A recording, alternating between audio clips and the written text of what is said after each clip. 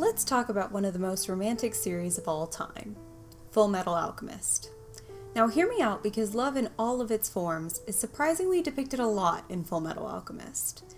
There are all kinds of couples that explore different elements of what makes up a true partnership, spanning everything from brotherly love, deep friendship, young love, and of course, lasting marriage. Hiromu Arakawa, the creator, clearly knows how to seamlessly incorporate romance into this shonen series without it seeming cheesy. However, there is one couple that stands apart as one of the most romantic couples in the series. No, not that one. Not that one either. No. There we go. Roy Mustang and Risa Hawkeye tease each other like siblings, they have each other's back like friends, and at the end of the day, they need each other like a married couple. But it's hard to categorize them as a couple in the same way other depictions of love are within the series. In fact, their feelings for each other, unlike countless others, aren't once referred to in explicit term over the course of not only all 108 installments in the manga, but also over both anime series. However, Roy and Risa are clearly showing some facet of love throughout the series. With this being the month of love and the release of the Full Metal Alchemist live-action movie coming out, I want to discuss how Hiromu Arakawa uses the conventions of courtly love, a medieval European concept, to show which type of love that Roy and Risa embody, the Greek idea of agape. So let's delve into how this Japanese series uses a medieval European trope to explain a Greek theme. Before I get into the evidence for how Arakawa implements courtly love elements into Roy and Risa's love story, I need to explain what these concepts are and how they're linked to agape. Courtly love as a literary concept was first introduced in medieval European literature and is found throughout the poetry of the time. It's the type of love that we read about in Arthurian legend, and it's also basically the precursor to every story about how a pretty rich girl is too good for the guy from the wrong side of the tracks, but they're in love anyway. Like in West Side Story, Grease, Dirty Dancing, and from Justin to Kelly. One of these things is not like the others. One of these things doesn't belong. There's always an element of unattainability within this trope, usually the male being of a lower class than the female, or the classic knight and lady pairing. However, the most important aspect of courtly love that defines the trope is the absence of physical intimacy. Courtly love is much more about the soul's attachment rather than a physical manifestation of a relationship. Not to say there is not attraction, but that attraction is not necessarily a precursor to any physical act. It is said to be a love that is at once illicit and morally elevating, passionate and disciplined, humiliating and exalting, human and transcendent. Courtly love was medieval literature's response to the idea of agape love. In fact, the above quote could easily describe the idea of agape. Agape love is a divine love that is unselfish, unconditional, and inherently sacrificial. This is part of the reason that courtly love wasn't concerned with physical or eros love. It was trying to model this chaste and innocent love that we should have for our fellow men. So how does Roy and Risa's relationship reflect this idea? There are 3 stages of a courtly love: a declaration of devotion, a giving of a favor, and a pledge of service. All 3 of these stages are present in Roy and Risa's story.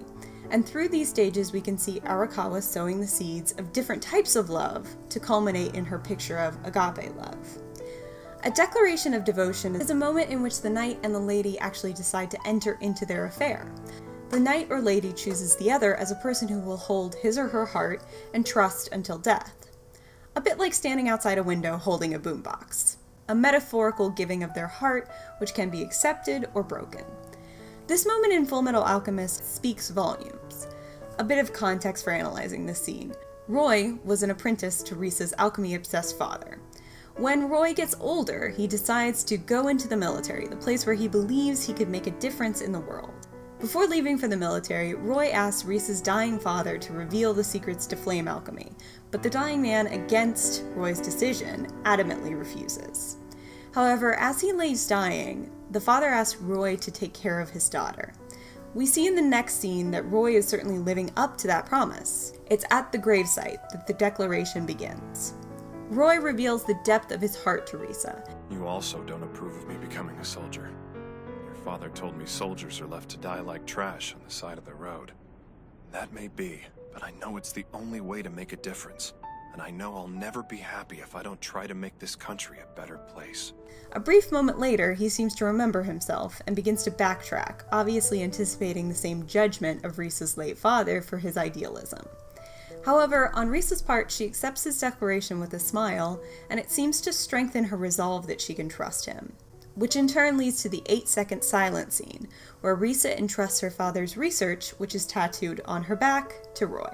By giving him her father's research, she is declaring that Roy is trustworthy in her eyes. This declaration certainly seems to recall a philia kind of love, philia usually being between close friends as they see the best qualities in each other. Roy and Risa see the best in each other, which breeds affection for each other. However, the ladies' favor stage certainly complicates this idea for the characters. Years later, both Roy and Risa are serving in the military. Roy as the infamous flame alchemist, Risa as the military's top sniper.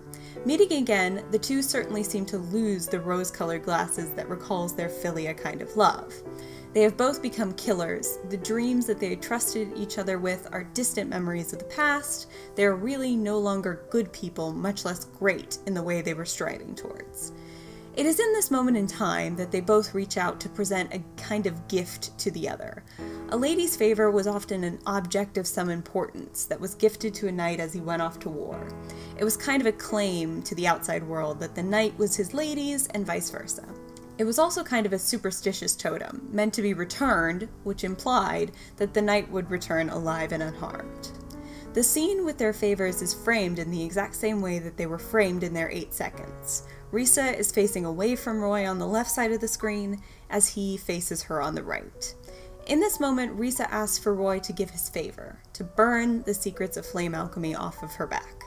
This favor is twofold. Risa carries both the weight of her own and Roy's murders on her back. By removing the secrets, she can ensure that no other people will be able to use this kind of weapon. Risa can finally become her own person, separate from her father's shadow, and Roy is the one who can give her that gift. Risa can rise out of the ashes like a phoenix, but she can't do this without a flame. However, it's also her favor to Roy. Now that seems counterintuitive, but hear me out. She is once again giving him her trust. Risa is trusting that the Roy who believed he could make the world a better place still exists, and that he will agree the secrets of flame alchemy should not be a part of that vision in the future. She believes that his moral center will win out over his unquenchable quest for power. She still believes in him. These will be physical reminders of each other, like medieval favors. Risa's burns will remain, and Roy's flame alchemy will always be a part of him. Standing in the ruin that they caused, Roy and Risa find some semblance of philatia, or self-love. They are able to give each other a glimpse of their own self-worth, who they still hope they are in the aftermath. In the last chronological flashback, they pledge their service to each other. Roy proposes that Risa follow him towards his goal to achieve the highest position in government. She agrees and adds that I'll follow you into hell if you ask me to. However, what's even more interesting than the physical pledge of service is that Arakawa directly mirrors the favors they gave each other. This time, Roy makes Risa promise that if he ever strays from the path, that she would shoot him. A direct mirror of Risa having Roy realign her path by burning her back. It's also Roy showing Risa that she has his absolute and full trust, just as she had for him. This kind of long-term pledge echoes pragma love, which is usually found in long-term marriages. The two people feeling this kind of love are feeling their compatibility and shared goals for the future. They are going to make it work no matter what. The knight and their lady against the world. Throughout Roy and Risa's story, it's clear that the two have all types of love, philia, philatia, and pragma, that would mean someone would give up their life for the other. This directly echoes an idea that a knight should be willing to give up his life for his lady at any moment. Rarely does the literature actually explore what this means for both of the people involved, but I honestly believe this is the part of courtly love which speaks to agape love the best. Arakawa seems to agree with me as she explores the implication of this kind of pledge between Roy and Risa. It starts with Roy standing in front of Envy, a creature that is responsible for the murder of his best friend, Maze Hughes. And understandably, Roy goes to kill Envy with no mercy. In a shocking turn of events, Risa pulls out her gun and threatens to shoot Roy if he goes through with it.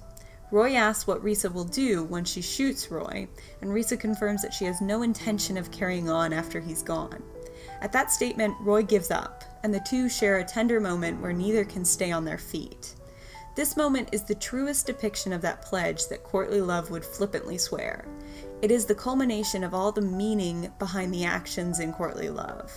In this moment, Roy knows he holds Risa's physical life in his hands, and Risa knows she holds Roy's moral life in her hands. They know the lengths they were willing to go for each other, and it's completely unselfish. It transcends their base human desires and becomes about preserving each other. Roy knows that Risa is an integral part of humanity. She is justice personified. Risa knows that Roy can bring beauty into the world. He is hope, a worldview that is too precious to lose. The divine virtues they see in each other, despite every ugly thing that they've seen each other do throughout the course of the series, is agape love. It takes every other type of love they have acquired over the course of their courtly love and combines it to get a resulting glimpse of agape. It is in this unconditional act of love that Arakawa both shows the absolute worst of humanity as well as the best. Agape love is to see the truth in each other and be willing to protect that truth at all cost. It's truly beautiful because truth is one of the most important concepts to Full Metal Alchemist. C.S. Lewis, citing Emerson, speaks to Arakawa's ideal perfectly. Do you love me means, do you see the same truth? Or at least, do you care about the same truth?